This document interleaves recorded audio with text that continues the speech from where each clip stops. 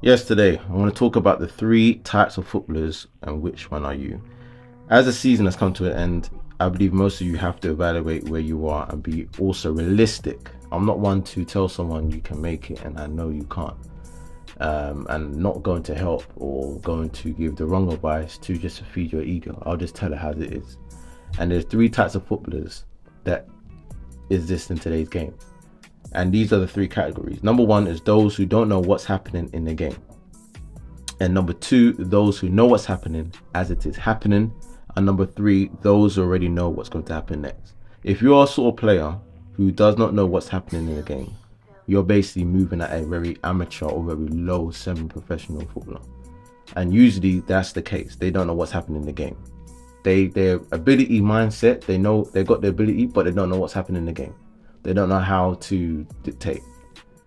And number two, they know what's happening as it's happening. That's somebody that's 90% of footballers today in UK, because of the way that we are being coached. A lot of coaches don't explain the next realm.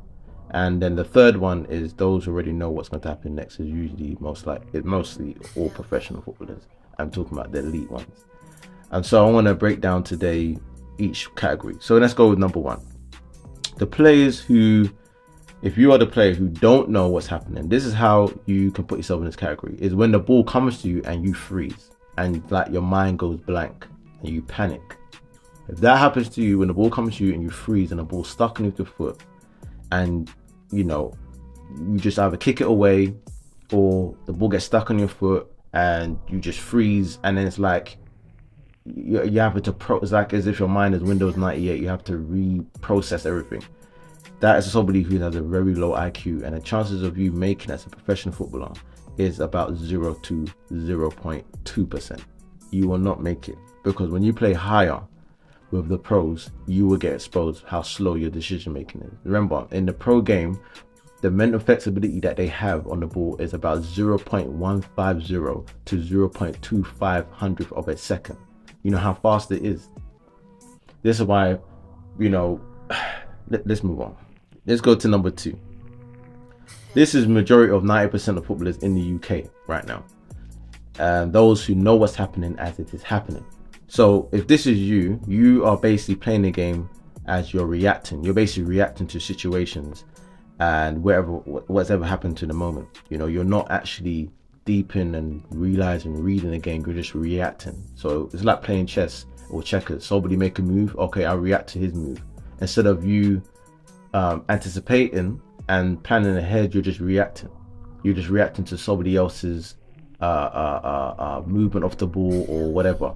And that is what I saw when I did my session on the Sundays. Is majority of the guys, they were reacting. 95% of them. I think there was only one or two players that was the next category. And this is what I look for in players, because I know a lot of people's got ability to play, but when you're talking about high level football, this is the next category. Number three is those who fit into the next category are the ones who are not only know what's going to happen, but they are always thinking about what the possibilities or what's going to happen next. Instead of constantly reacting, they're always proacting and dictating what's going to happen next. So they're in anticipation. So instead of, example is like, okay, I see, my centre back's got the ball, I need to pull out wide, for example, because if I pull out wide, then I allow my centre mid to drop in. Those sort of things. You're planning 2 steps ahead, and usually you're planning 2 to 3 moves ahead. If you're planning the first move, like for example, if you just care about the first pass and not the second pass, that's another indication that you are also at level 2. You're reacting. So the man is open, I just play it to him because it's open. You have not thought about that second pass after him.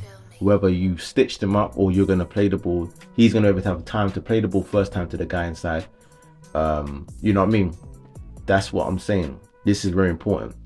Now you may ask, how do I cross over to the next stages? Very easy. 2 things what you got to do. You got to study the game. Don't watch the game as a fan and get yourself hyped.